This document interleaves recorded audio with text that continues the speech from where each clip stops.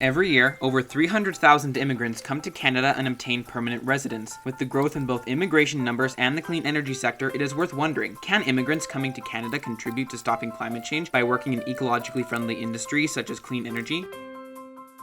In the past, immigrants of Canada have played major roles in other sectors of the economy. Clean energy and ecologically friendly alternatives are very new, however, and thus there is little data on how immigrants have impacted them in the past. In fact, before 2010, clean energy and other green alternatives were uncommon in commercial use. This means immigrants coming to Canada even 15 years ago were unlikely to get jobs in that sector given its new nature.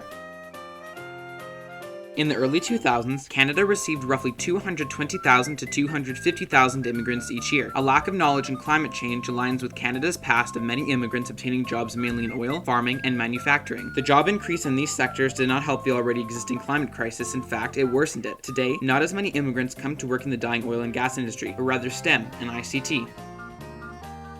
In 2019, 341,000 new immigrants were admitted to Canada, with 56% of all recent immigrant workers having a university degree of some sort, much higher than the 20% of the Canadian-born population that holds a degree. In 2019, Canada also saw 400,000 temporary immigrants here for educational purposes, with roughly 12,000 becoming citizens. When looking at immigrant demographics, we see that 76% of all immigrants work in ICT and STEM careers. The fact that the immigrant population in Canada is more educated than the Canadian-born population shows exactly why they would be, and are great candidates for working in new technological fields. It's not as if educated Canadian immigrants will be doing themselves a disservice by going into clean energy either. It is a constantly expanding industry. In 2015, the clean energy industry alone generated 15 billion Canadian dollars in gross domestic product. In 2019, it has nearly quadrupled to $57 billion in GDP. As of 2018, there were 364,000 jobs in the sector. That number keeps growing by roughly 65,000 each year, so there are plenty of positions that can be filled by immigrants. On top of the increase in jobs, there has been support from both the general public and the government to take initiative and stop countrywide emissions.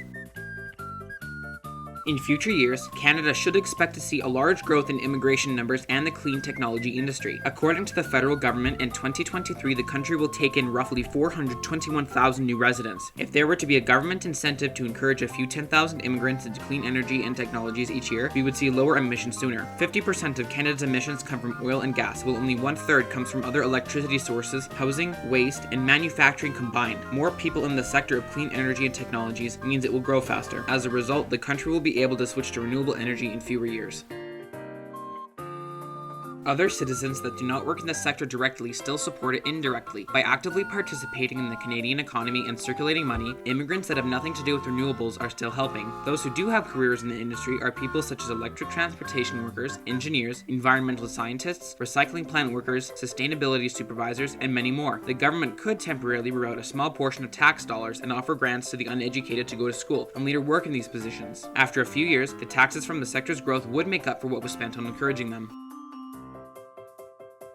Even without federal aid, many immigrants may already have a reason to work in renewable energy. Many immigrants coming to Canada come from places that have suffered from climate change. India, for example, makes up 25% of Canada's immigration. Over the past 20 years, 475,000 Indians have died from weather caused by climate change. Many areas of India suffered damages exceeding $20 billion in flooding alone. The pollution from energy plants and people makes cities in India unsanitary. China, on the other hand, makes up 9% of Canada's immigration, and climate change is a massive issue there as well. They have the worst air quality in the world and have an increased surface temperature of 1.1 degrees Celsius, which is a lot, over the past 100 years. China also reports more natural disasters, flooding from ice caps melting, and more extreme weather over the past years. Last but not least, the Philippines makes up 8% of Canada's immigration. The Philippines suffers yearly from droughts, extreme weather from high temperatures, ocean pollution, and a receding fish population. Experiencing the catastrophes from these countries may give Canadian immigrants a motive to work in a career that helps stop climate change. It is now known that where immigrants come from plays a role in what career they would choose in Canada, but education does too. Studies have shown that adults with a higher education tend to be more progressive or left-leaning, caring more about others, the environment, and bettering the world. It has become known fact that there is a real climate crisis right now, and the sooner more people, immigrants or not, can help reduce emissions, the better. Climate change solutions are taking off across the globe, especially from 2019 to now. Our previous Minister of Health even agrees that climate change needs to be resolved for our immediate health. She said, in quotes, "Canadians see the impact of climate change wherever they look, from floods to wildfires to heat waves, and they recognize that it is affecting their health and well-being. Today's investments will increase the scientific information available to support government decision-making on climate action to protect the health of all Canadians, while helping to create good jobs and have a strong, clean economy. By building a better today, our government is working hard to ensure our kids and grandkids will have a healthier and safer future." The Honourable Jeanette Petipis-Taylor, previous Minister of Health. In leading countries like Denmark, who have already felt the drastic effects of the climate crisis, they have a dedicated plan to switch off non-renewables completely by 2050. 20% less of their population is exposed to unsafe air levels than in previous years, and they have the most aggressive climate action plan in the world, aiming to remove 20 million tons of carbon dioxide from their economy in 10 years. Other countries, such as Finland, are trying to stop pollution before it becomes an issue. Miraculously, none of the Finnish population is exposed to unsafe air levels. Many European countries are taking initiative now, such as Norway, whose power comes from nearly 100% renewables. Canada is doing its part now as well, but there is serious room for improvement. We still make up 1.6% of the world's emissions and rely on oil for many things. Introducing a new workforce of immigrants to increase and boost the clean energy industry would be beneficial in many ways to our country, economy, and environment.